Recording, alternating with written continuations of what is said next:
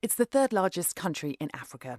45 million people live there. And strategically, it's really important, lying just below Egypt. I'm talking about Sudan. And in recent years, the country has become a flashpoint in a battle for influence between Russia and Western powers, especially the United States. But this weekend, the country erupted into violence. Fighter jets screamed over the capital Khartoum, firing rockets into a city of millions. Two generals who, 4 years ago, were part of the same regime are at the centre of this crisis. They're now at war, fighting for control of the country. So what's going on, and why is the international community so concerned? I'm Sally Lockwood, and this is the Sky News Daily.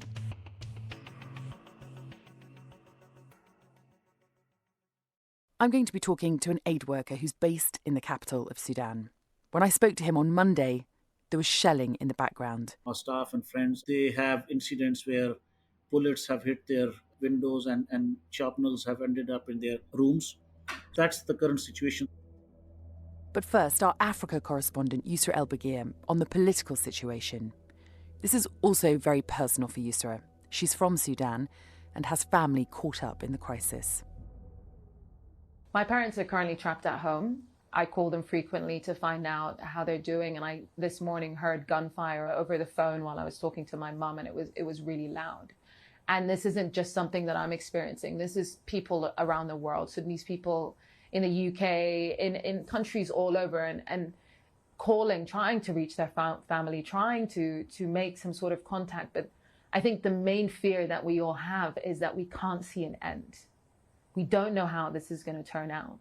The UN proposed a humanitarian safe passage of 3 hours between 4 p.m. and 7 p.m. just so that people could leave their homes and get supplies and food and whatever they needed. And the gunfire continued. And my mum this morning told me that she heard of a student who was killed during that safe passage because I told her, you better not leave the house. We don't know if this will hold. It's panic, it's fear, but most of all, it's uncertainty. It's this real deep fear of the unknown. Not only how long this will go for, but where this will go, how bad it can get. The concern is that Sudan could descend into all-out civil war. How close are they to this point? Closer than ever before. And this is what people have been concerned about. The airport was a key battleground in the first 24 hours. There were airstrikes on the airport. Passenger planes were hit. Saudi Airlines came out with a statement and said that they had a passenger plane hit on the tarmac. We received a video of passengers on board saying that stray gunfire killed 2 people on board. We've seen videos of people on the floor of the terminal at passport control taking cover. And that idea that this is the main airport that can get people out of the country was a key site that it's been heavily damaged. There's really no hope for people to leave. And you're not only looking at people in the country, you've got Sudanese people all over the world who have family trapped, who don't know how they'll get their family out. This is the nightmare scenario. This is just, the bubble has been burst and the risks are higher than ever. As Yousra says, the situation has now become very dangerous. The risks couldn't be higher. Nearly 100 people have been killed in the violence so far, including 3 UN aid workers with the World Food Programme. Arshad Malik is based in Khartoum. He's country director for the charity Save the Children. I woke up with sounds of gunfire, very loud. And since then, we are hearing the continuity of these gunshots across various parts of the city. We also heard reports from friends and colleagues that the fight is spread across the entire city. Is it safe enough for you to go outside? Can you get groceries? Can people still go about their lives? We have been advised by the government not to go outside and then stay indoor. Most of the grocery shops are not open. There are electricity cuts across the various parts of the city. We are also hearing that there's a water like shortage in various parts of the city as well. So, in terms of your answering your question whether it is safe or not, unfortunately, no. Most of us have supplies less than 3 days remaining. As I said, some people are already reporting lack of water in various parts of the city. So I'm not sure how long people can survive. And how are you getting information? Who is it that's communicating with you and how? We have staff members who are in various parts of the city. We have colleagues in other agencies. This is more of a community network rather than any like organized information sharing. Obviously, dozens of people have been killed, dozens of civilians have been killed over the weekend. Are people worried about their own personal safety? People are worried. We also heard from our staff and friends, as I said, that they have incidents where bullets have hit their windows and sharpeners have ended up in their rooms.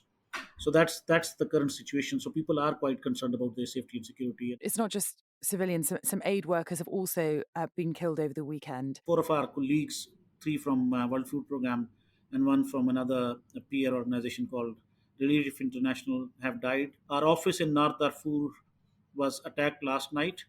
All the assets, medical supplies, food supplies, everything has been looted. I don't know whether you can hear in the background shelling, but it's becoming more and more dangerous, more specifically to operate in parts of Darfur where the conflict, which is in Khartoum at the moment, has also spread there. Arshad, if you're able to put it into words, what is day to day life like for people in Sudan at the moment?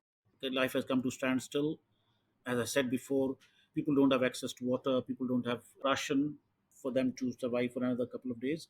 We also heard reports that children were stuck in the various schools. We for sure know about one school where a big number of students, children, and teachers were stuck thanks to the local authorities in that locality who have helped them to go back to safety.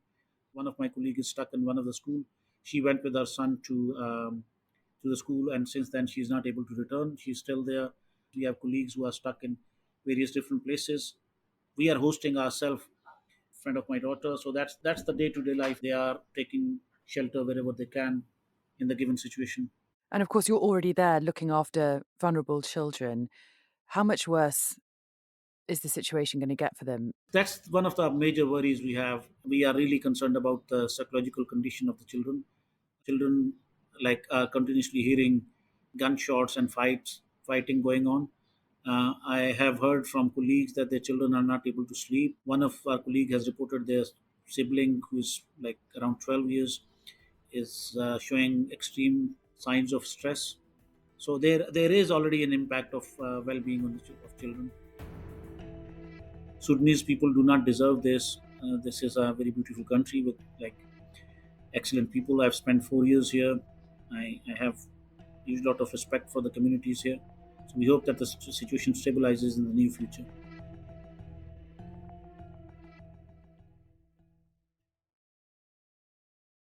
Let's go back to Yousra now for more on the political backdrop to this violence. Tensions have been building for some time, and there are two generals at the centre of all this. On the one side, you've got General Abdel Fattah al-Burhan. He's head of the army and the country's de facto president since a military coup in 2021. On the other side, you've got Mohammed Hamdan Dagalo, known as Hemeti. He's head of the paramilitary group, the Rapid Support Forces. Now, they came together to oust the president, Omar al-Bashir, in 2019, who'd been in power for around 3 decades. But they're now fighting each other for control of the country. So these are two men who were in a partnership to share power, to consolidate state power in the face of a pro-democracy movement that ousted their longtime ally, military dictator Omar al-Bashir. They came together after months of prolonged protests to remove Bashir from power. And since then, they have been charged with running the country while the transition to democracy, democratic elections happens. In the meantime, people have been fighting for civilian rule, for a civilian government to come into play and basically run the country. There's been a power struggle behind the scenes since 2019, but it's escalated in recent months and in the last few weeks. The RSF has been operating with impunity, and movements in the north of the country and in Khartoum have happened without the army's awareness, which the army earlier last week called a clear violation of the law and warned of confrontations. And at the end of last week, these confrontations came to be, and they went head to head in heavy gunfire in the capital and explosions, and most recently airstrikes. Now, as you say, these two generals, they used to be on the same side, and now they're not. Can you explain who they are and what they want? The head of the army, Abdel Fattah Burhan, is now currently the de facto president of the country, and he's known for having ties with Islamist factions. On the other side, you've got RSF commander Mohammed Hamdan Dagalo, also known as Hemeti. Now, Mohammed Hamdan is a militia leader. He is known for being a commander of militias, tribal militias that have been accused of committing atrocities in the Darfur conflict that started in the early 2000s, 2003. Now, Yousra, Sudan, as you've been describing, has been under military rule for some time now, but they were due to transition to democratic rule soon. That hasn't happened, though, has it? I mean, the democratic dream for Sudan has been a pipe dream. It's been something people have been fighting for since as long as I can remember. My parents fought for democracy in Sudan from independence from British rule in 1956. But it's always been these constant cycles of a brief period of democracy and then military rule. The military coup that we saw in 2021, post-revolution Sudan, that consolidated the army and the RSF and that removed the civilian prime minister that came after Bashir from power, was the fourth coup that we've seen in our lifetime since 1956, since independence. So this cycle has been exhausting for people in Sudan, and not just in Sudan, but the many people that have left the country, that have been exiled in these series of power, being consolidated by armed forces. In the post-revolution period, people didn't stop protesting just because Bashir was ousted. They continue to take to the streets because they feel very strongly that it isn't just about one individual. It's a deep state issue, that there's a military state that is deeply entrenched economically and socially that needs to be removed. Now, Yousra, the fighting isn't just isolated to the capital, is it? What else is going on around the country, especially with the paramilitary group, the RSF, or the Rapid Support Forces? We've seen violence in Darfur, and Darfur is obviously where the RSF have the upper hand. This is where they're from. This is where they came to power, but it's also where they wreak the most havoc. So Darfur is definitely another place that we need to watch, but also the north of the country. Now, Merowe in the north is where the RSF was mobilizing without the army's agreement. And this is what essentially triggered the army to put out these very bold statements against the RSF. And again, Khartoum, the capital, is not only dealing with heavy gunfire, but also airstrikes by the air forces. Now, the Air Force has told people to stay at home, but we've seen and spoken to people who've had shells hit their homes, damaging their houses, have had bullets penetrate the walls of their house. So even in their homes, people aren't safe. And the capital has never seen this level of warfare. I think that's really important for people to understand.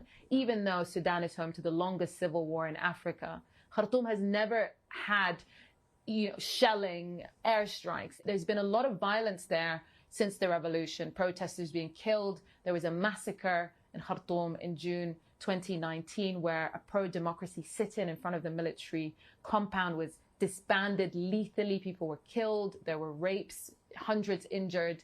And yet this is still the most violence people have seen in the capital in recent times. Explain why the international community is so concerned about what's going on. The international community has always seen Sudan as a fragile situation, and not just in the post-revolution period, but because of the civil war with the South, which eventually led to the secession of the South in 2011, but also the war in Darfur, which is one of the longest conflicts we've seen, environmentally driven, resource-driven conflicts that we've seen. But in general, the idea after Bashir was ousted that there needs to be mediation between the two strongest armed groups was always driven by this idea that this was to prevent civil war. And when the revolution happened, there was a lot of talk about we don't want Sudan to be another Yemen, we don't want Sudan to be another Libya. What a lot of people feel is that sense of fear, trepidation around the RSF actually enabled the RSF. And I think early on when Bashir was ousted, we were all very surprised to see Hemeti in the offices of the British ambassador, shaking the British ambassador's hand, shaking the US envoy's hand with the ambassador to the EU. All of these interactions legitimized a tribal militia leader to the point where he was looking to bid for presidency. And it's almost a paradox. You kind of get everyone in the room to make sure that civil war doesn't happen. But by getting everyone in the room, you're legitimizing entities that can then use that to continue to amass power and wealth to the point where they have the artillery, the weapons to fight the army at this level, as if it's an army of another sovereign country. My thanks to Yousra Elbagir and Arshad Malik, and to you for listening to the Sky News Daily with me, Sally Lockwood. This episode was produced by Annie Joyce with Alex Eden. Our editor is Philly Beaumont.